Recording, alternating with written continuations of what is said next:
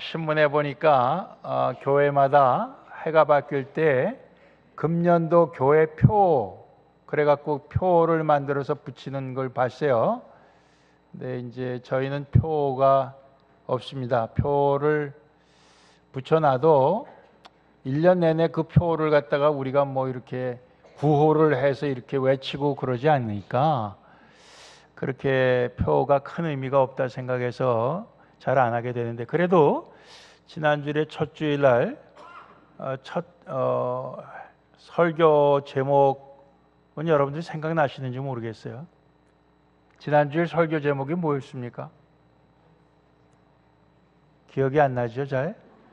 그래서 제가 이렇게 40년 가까이 한 교회에서 설교할 수 있는 비결이 이건 것 같아요. 저한테 있는 게 아니고 여러분들에게 비결이 있는 것 같습니다. 세상에 빛이 될 수 있는 우리, 마태복음 5장으로 참빛이신 예수님을 믿고 또 예수님의 마음, 팔복에 나온 예수님의 마음 갖고 또 예수님을 본받아 살면 우리도 세상에 빛이 될 수 있다, 그런 말씀을 우리가 묵상해 보았습니다. 그래서 세상의 빛으로 우리가 살아가고자 새해 우리 마음속에 새로운 각오와 결단이 끊이지 않고 계속되기를 원합니다. 오늘은 예수님께서 가르쳐 주시는 기도, 우리가 잘 아는 본문 말씀입니다. 기도가 하나님과 대화하는 것이고, 또 기도는 우리 예수 믿는 사람들만이 아니라 세상에 어떤 종교를 가진 사람들, 심지어는 아무것도 믿지 않는다는 사람도 급하면 다 하는 게 기도입니다. 그 기도 속에 사실 우리의 바라는 것이, 소원하는 것이 나오기 때문에 그것은 바로 우리가 어떻게 기도하느냐에 따라서 우리의 삶이 어떻게 되느냐 결정짓게 됩니다. 그래서 우리 인생에 있어서 어떠한 기도를 우리가 하면서 사느냐에 따라서 우리의 삶이 좌우가 되기 때문에 우리 인생에 있어서 기도라고 하는 건 굉장히 중요한 요소예요. 그래서 오늘 기도에 대해서 예수님께서 가르쳐 주신 것을 우리가 잠깐이지만은 좀 우리가 살펴보면서 주님께서 가르쳐 주신 기도로 기도하며 살기를 원합니다. 첫 번째는 예수님께서 이렇게 가르쳐 주셨어요. 보이지 않는 하나님 아버지께 기도하라. 오늘 5절 6절에 나오는 말씀인데요, 외식하는 자와 같이 사람들에게 보이려고 사람 많이 모이는 데서 기도하지 말라, 이렇게 말씀하십니다. 외식한다고 하는 것은 위선자들이에요. 위선자들. 그러니까 기도는 사실 하나님께 하는 건데, 하나님께 한다고 하지만 사실 그 목적이 어디 있냐면 사람들이 봐주기를 원해서 하는 기도를 얘기하는 것입니다. 사람들이 봐주고, 저 사람 기도 참 잘하네, 저 사람 기도 열심히 하네, 저 사람 참 신앙심이 좋은 사람인가 봐, 뭐 이런 사람들로부터의 인정을 받으려고 하는 기도는 외식하는 자, 위선자가 하는 기도라. 이미 저희의 상을 이미 받았다. 그 얘기는 뭐냐면 그 사람들이 바라는 사람들로부터 인정받는 그 상을 이미 받고 그걸로 끝났다는 거예요. 그러나 너희는 기도할 때 너희 방에 들어가서 문을 닫고 보이지 않는 은밀한 중에 계신 하나님, 우리 눈에는 보이지 않지만은 그 하나님께 너희가 은밀하게 기도하면은 그것을 다 보시는 아버지께서 갚으시리라, 아버지께서 상을 주시겠다, 그런 말씀이에요. 그러니까 이 기도 생활도 사람들의 인정받는 것을 목적으로 위선자들은 기도하는데 너희는 그렇게 기도하지 말고 하나님, 보이지 아니하는 하나님, 보이는 사람들에게 보이려고 하지 말고 보이지 않는 하나님께 기도해라. 그러니까 진실된 기도를 하려는 거죠. 외식하는 위선자들의 기도가 되지 말고 하나님께 그렇게 기도해라. 그러면 하나님께서 너희에게 갚으시리라. 하나님께서 너희에게 상 주시고 하나님께서 너희에게 응답하시리라. 이런 말씀이에요. 그러니까 뭐 오늘은 예수님 당시 사람들처럼 사람들 많이 모이는 데서 두 손 번쩍 들고 하늘 보면서 이렇게 크게 기도하는 사람들이 요즘은 없죠. 그러면 미쳤다고 소리를 들으니까. 그러나 옛날에는 그렇게 기도하는 것이 존경을 받는 모습이었어요. 그것이 인정받는 모습이었어요. 그러니까 오늘날은 미친 사람의 모습이지만은 그게 인정받는 모습이었다. 오늘은 그렇게 기도하지 않지만은 그러나 또 우리가 때로는 기도할 때 사람들 많이 보는 데서 기도하지 않을지라도 때때로 내가 기도하는 것을 사람들이 봐줬으면 좋겠다. 그리고 그걸 통해서 나를 좀 인정해 줬으면 좋겠다. 이런 마음이 우리 가운데 있으면은 그거는 예수님이 가르쳐 주신 기도에 맞지 않는다 그런 얘기예요. 우리가 항상 그런 갈등이 있다는 거죠. 그런 유혹이 있다는 거죠. 그 앞뒤에 보면은 너희가 다른 사람을 구제할 때, 다른 사람들의 어려운 것을 도와줄 때도 그 사람들한테 보이려고 이렇게 하지 말라. 그러지 말고 은밀하게 해라. 그래야 하나님께서 기뻐하시고 상 주신다. 그렇게 말씀하고 있어요. 우리가 다 그런 유혹이 있습니다. 사람들이 봐줬으면 하는 마음으로 하는 게 다 있다고요. 근데 그러한 것을 우리가 물리치고 그런 유혹을 물리치고 우리 눈에는 보이지 않지만은 그러나 그 하나님은 우리의 모든 것을 보실 수 있고 들으실 수 있는 그 하나님께 기도하라. 그것이 이제 첫 번째 가르침이고요. 두 번째는 기도할 때 말을 많이 하지 말라. 이렇게 말씀하십니다. 말을 많이 하지 말라. 7절 8절 말씀인데요. 이방인과 같이 중언부언하지 말라. 이건 뭐예요? 한 말 또 하고 또 하고 그러지 말라는 거예요. 이방인들은 다른 신을 섬기는 사람들 얘기하는 거예요. 그들은 말을 많이 해야 들으실 줄 생각하느니라. 그러므로 저희를 본받지 말라. 구하기 전에 너에게 있어야 할 것을 하나님 너희 아버지께서 아시느니라. 이렇게 말씀하고 있어요.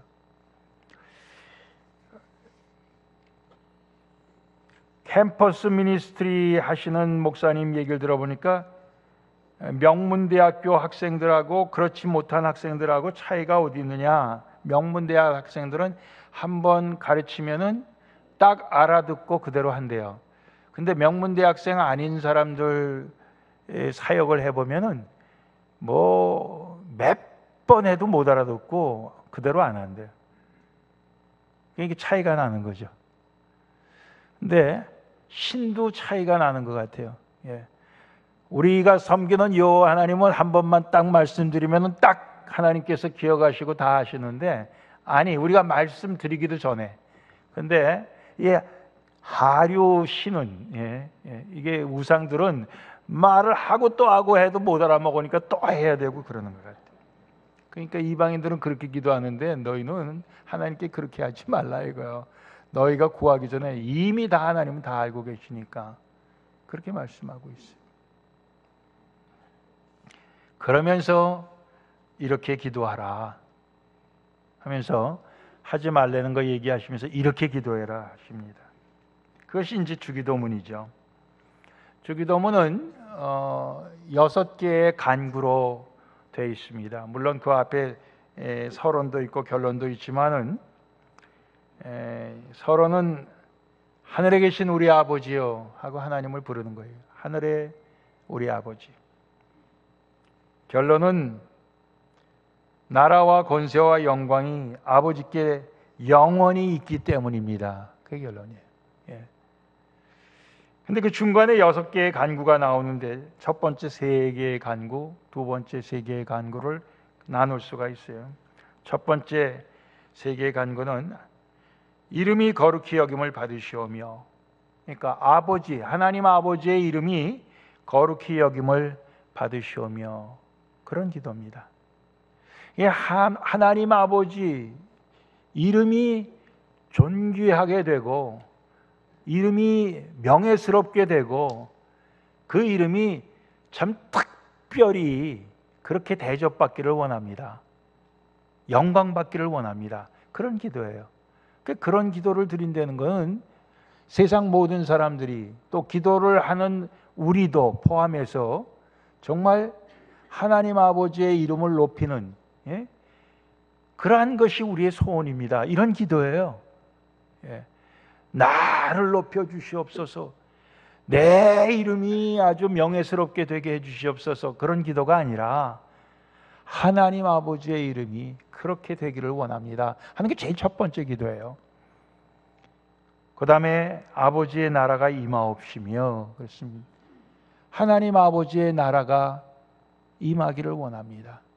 지금 세상 나라들은 각자 정권을 쥔 사람들이 자기 나라라고 하고 그러면서 자기들 원하는 대로 나라를 이끌어가고 있는데, 사실 이 모든 것이 하나님의 나라 아닙니까? 아버지의 나라 아닙니까? 그러니까 아버지의 나라에 그 아버지의 그 정권, 아버지의 그 주권, 그것이 세워지는 그런 나라가 임하기를 소원합니다.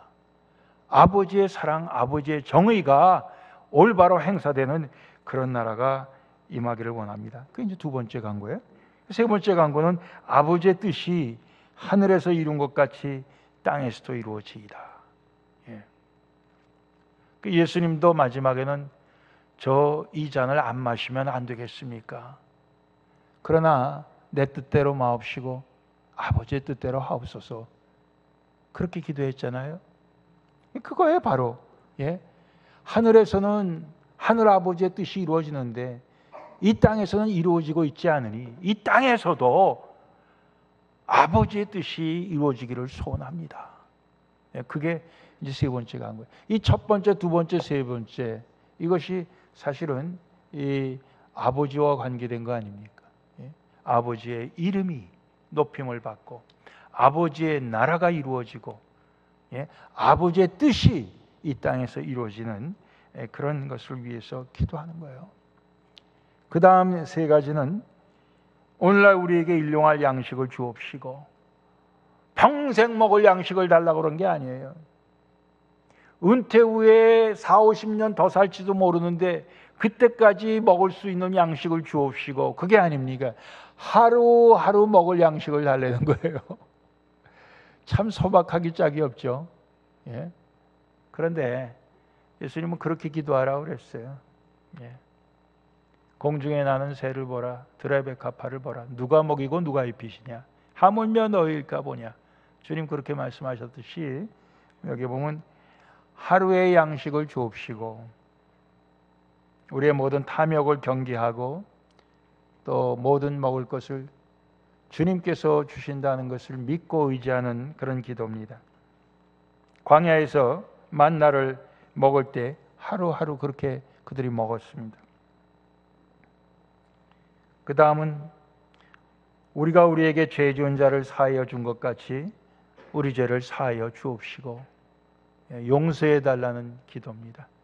용서함을 받아야 된다는 거예요. 여러분들 신앙생활 오래 하면은 별로 죄를 짓지 않기 때문에 용서받을 게 하나도 없죠. 그래요, 안 그래요?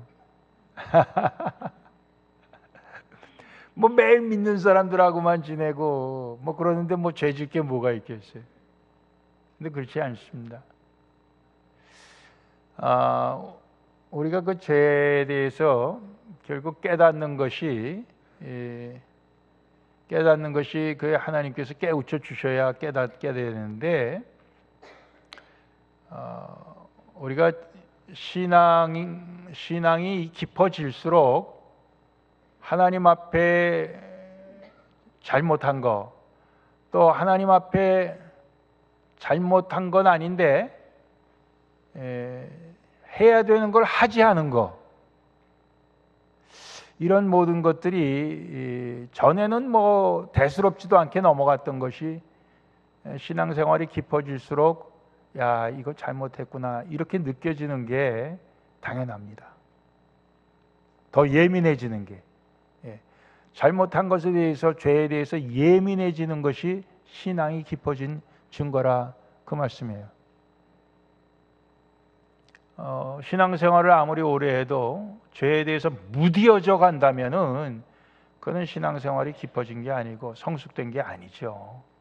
그렇기 때문에 우리가 신앙생활을 계속해도 주님 앞에서 하지 말라고 한 거, 또 하라고 그랬는데도 이 핑계 저 핑계 대고 안 한 거, 그 모든 것을 우리가 깨달을 때마다 용서해 주세요. 이런 기도를 우리가 해야 되는 거죠. 그래서 여기에 우리 죄를 사하여 주옵시고 이런 기도를 하려는 거예요. 마지막으로 우리를 시험에 들게 하지 마옵시고 다만 악에서 구하옵소서 이렇게 기도하려는 거예요. 그러니까 우리가 죄와 싸워서 시험에 빠지지 않고 이길 수 있는 것은 우리 혼자서는, 우리 각자의 힘만으로는 못한다는 거죠. 그러니까 구하라는 거예요. 도움을 구하라는 거예요. 아버지, 시험에 빠지지도 않고 또 악의 그 유혹에 넘어가지 않도록 우리를 지켜주시옵소서. 우리에게 힘 주시옵소서. 우리를 도와주시옵소서. 그렇게 기도하라는 겁니다. 그래서 이렇게 세 가지 해서 6가지 간구가 들어갑니다. 이렇게 우리가 주님 가르치신 기도를 기도하게 될 때 그 기도의 결과가 어떻게 될 거냐 하는 말씀이 14절, 15절 말씀으로 우리가 해석할 수 있어요. 물론 그 기도의 결과로 더 많은 것을 우리가 꼽을 수가 있지만은 오늘 우리가 읽은 본문 말씀에 나오는 것만으로 생각을 해보려고 그러는 거예요. 그럴 때 너희가 사람의 과실을 용서하면 너희 천부께서도 너희 과실을 용서하시려니와 너희가 사람의 과실을 용서하지 아니하면 너희 아버지께서도 너희 과실을 용서하지 아니하시리라 그랬습니다. 기도의 결과가 뭐냐? 용서다 이거예요. 너희가 사람의 과실을 용서하면, 우리 개역성경 이 성경은 조금 어떻게 보면은 더 구체적이지 않아요. 너희가 너희에게 죄 지은 사람을 용서하지 아니하면 천부께서도, 하늘의 아버지께서도 너희 죄 지은 것을 용서하지 않겠고, 용서하면 용서하고 용서하지 아니하면 하늘의 아버지께서도 용서하지 않겠다. 이제 그 말씀인데, 어떻게 보면 이게 조건부 같아요. 조건부. 너희가 너희에게 죄 지은 사람을 용서해 줘야 하늘의 아버지도 너희의 죄를 용서해 주신다. 이게 조건부 같다고요. 근데 사실은 이 조건부는 나중이고, 순서를 따지면은 하늘의 아버지께서 우리 죄를 용서해 주신 것이 사실 먼저입니다. 그게 먼저예요. 우리가 아직 죄인이었을 때 그리스도께서 우리를 위해 죽으셨죠. 그게 먼저예요. 우리가 먼저 용서를 받았다고요. 우리가 성경에 나오는 비유 가운데 뭡니까? 몇 번 용서해 주면 됩니까? 7번입니까? 70번씩 7번이라도 용서해 줘라 하면서 주님 주신 말씀은 1만 달란트 빚진 자가 그걸 탕감을 받아서 그걸 하나도 안 갚아도 됐는데, 그가 기뻐서 나오다가 자기한테 100데나리온이라는 굉장히 세 발의 피 같은, 비교도 안 되는 눈곱만큼 되는 그 돈을 자기한테 빚진 자를 만나갖고 그 사람 붙들고 빚 갚아라 그랬다는 거예요. 조금만 참아달라. 내가 지금은 형편이 안 된다. 그러니까 뭔 소리냐? 너 그 빚 다 갚을 때까지 넌 혼 좀 나야겠다 해갖고 고소해갖고 그 사람을 옥에다 쳐넣었다는 거 아니에요? 다른 사람들이 그걸 갖다가 1만 달란트 탕감해 준 주인한테 가서 고자질을 했어요. 그랬더니 그놈 불러와라. 너 탕감해 준 건 무효다. 이제 갚아. 그렇게 됐다는 얘기, 비유 얘기예요. 그러니까 그 말씀을 통해서도 우리가 알 수 있는 거는 이게 조건이면서도 사실은 이 조건은 나중에 나오는 얘기고, 용서받은 게 먼저입니다.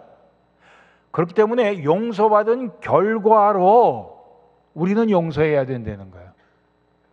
그렇죠? 용서받은 결과로 용서를 해야 그 용서받은 게 유효하다 그런 뜻이에요. 예. 1만 달란트하고 100다네라고 이거하고 뭐 전 몇 배인지 계산을 지금 안 나오는데 이건 뭐 상대가 안 되는 거예요. 마찬가지로 우리가 용서함 받기 위해서 하나님이 그 외아들 예수 그리스도를 이 땅에 인간으로 보내시고 모든 수치를 당하시고 심지어는 십자가에서 피를 다 흘려 죽게 하신 그 외아들의 핏값을 치르셨습니다. 그것 때문에 우리가 용서함 받은 거예요. 그 값이 우리가 다른 사람이 나에게 죄를 지은 거, 돈 몇 푼 빌리고 떼먹은 거, 예? 내 거 가져가고 안 갖다 주는 거, 또 내 자존심 구겨 놓은 거, 내 체면을 깎아 먹은 거, 뭐 여러 가지 있죠. 그러한 것과 비교가 안 되는데 우리는 사실 나한테 그런 죄 진 사람들에 대해서 용서가 안 되는 거예요. 왜 그렇습니까? 이게 비교할 줄을 모르는 거예요. 내가 받은 게 얼마인데 이게 비교할 줄 모르는 거예요. 금방 이걸 잊어버리고 그렇게 하는 거예요.